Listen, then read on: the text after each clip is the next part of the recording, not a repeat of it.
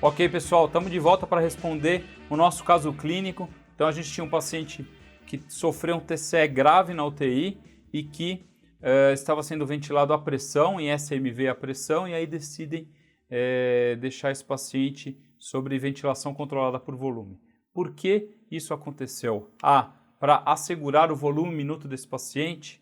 B, para evitar a hiperdistensão alveolar. C, para reduzir a pressão de pico na via aérea. Ou D, para preservar a massa muscular respiratória.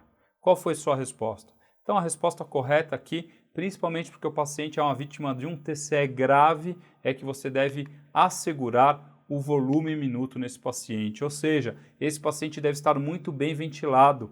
Ele não pode ter nenhuma possibilidade de retenção de CO2. Ou seja, no modo ventilatório, eu posso ter essas alterações da complacência pulmonar do paciente. O paciente pode brigar com o tubo, você pode ter algumas alterações em relação a isso e ele acabar não ventilando o suficiente. Ou seja, nesse paciente grave com TCE, eu preciso evitar que ele retenha CO2 para piorar ainda o aumento da pressão intracraniana. Então eu tenho que manter meu volume minuto bom, não posso diminuir meu volume minuto, minha ventilação tem que estar garantida, não retendo CO2. Lembre-se que reteve CO2, vasodilatação cerebral, aumento de pressão intracraniana. A ventilação à pressão, ela tem essa variação de pressão nas vias aéreas e depende também da complacência pulmonar do paciente. Então, para assegurar que esse paciente está sendo bem ventilado, ele deve ser ventilado a volume. Então, ventilação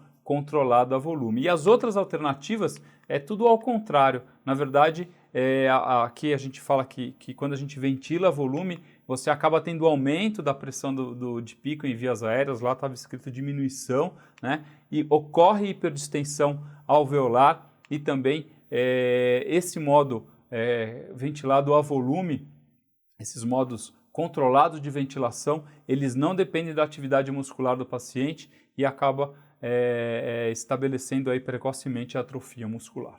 Então a resposta aí era A, volume minuto garantir aí uma boa ventilação, principalmente preservando aí o CO2, tirando o CO2 desse paciente, não deixando ele reter CO2. Ok? Muito obrigado pela sua atenção e até a próxima!